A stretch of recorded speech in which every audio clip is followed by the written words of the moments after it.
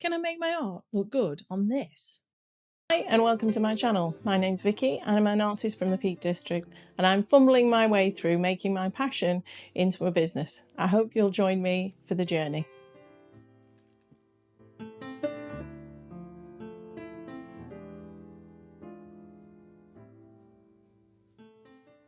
So before we get cracking, let's just have a quick rundown. The Bristol board that I bought was a Sea White of Brighton. It's A4, 240 GSM. There's 20 sheets in there and it cost me £6.99 from Amazon. Now, I am fully aware that there are more expensive brands out there like the Fabriano. I'm sure that they're probably much better quality, but this was just to practice with, to see whether I actually liked the paper. So for that purpose, the thickness of the paper is perfectly fine, and so we can just go ahead and practice with that. I certainly don't want to be spending an arm and a leg and then find out that I don't actually like that paper. I've made that mistake before in the past. The reference photo came from Wildlife Reference Photos. They're just £5 per image, which is absolutely fantastic. There's some really amazing photographers on there, so I do recommend you going and checking that out. The other materials I'll be using are the Pablo coloured pencils, and don't come at me, the Polychromos coloured pencils. Someone please tell me whether I'm pronouncing that correctly or not. The Zest It, and brush and pencils, titanium white and their touch-up mixture. Now it's a good job that this paper wasn't very expensive, because by the time I started this piece I was already down to 19 sheets. Yes, artists do make great confetti.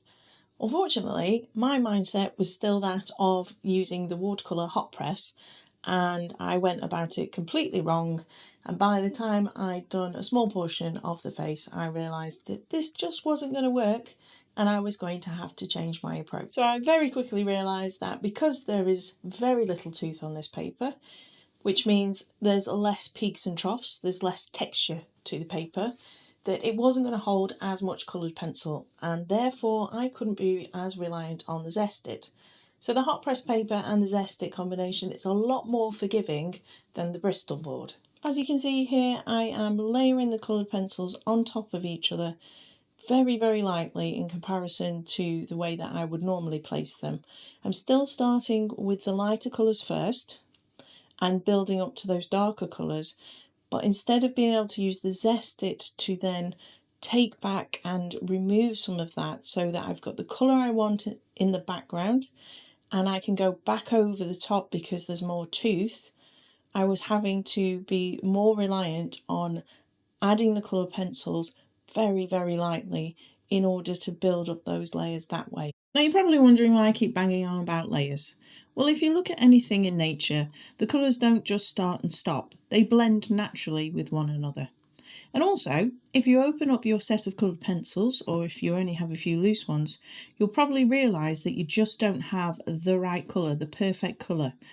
Now the reason that you don't is because they couldn't possibly produce the right colour for every piece of artwork.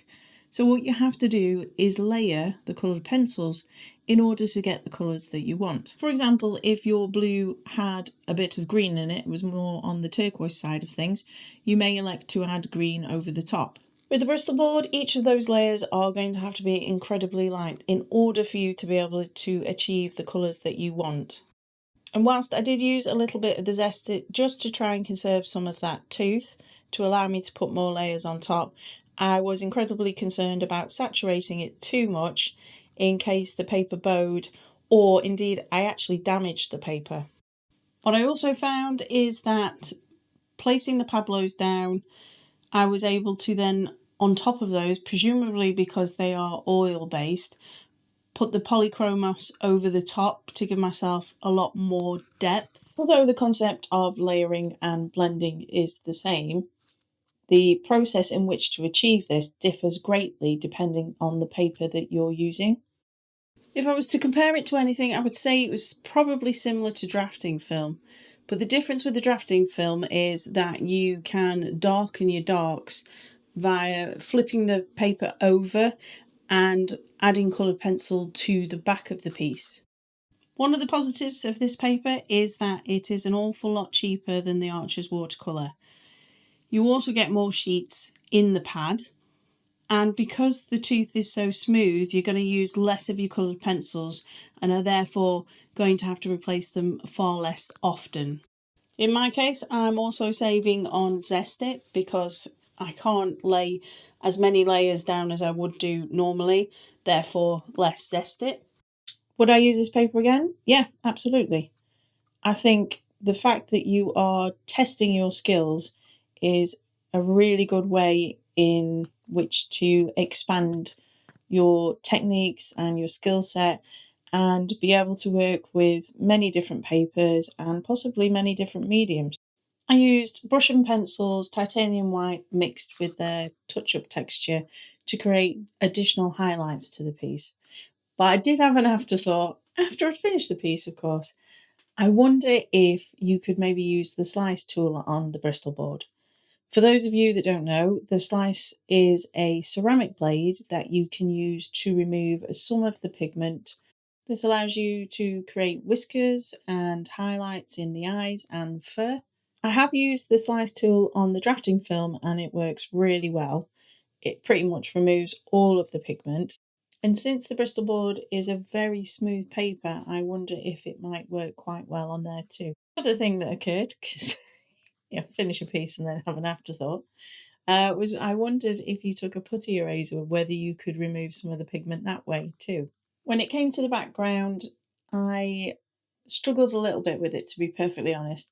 I think I put too much coloured pencil down and expected the Zest It to work because I'm so used to being able to block in large pieces of paper with the Zest It.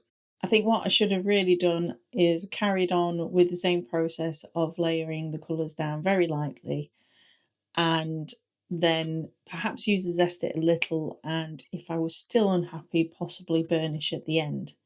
It did in the end turn out perfectly fine, but I did have a bit of a heart in my mouth moment at the very end, and I wish I'd have just slowed down and layered the coloured pencils a lot lighter.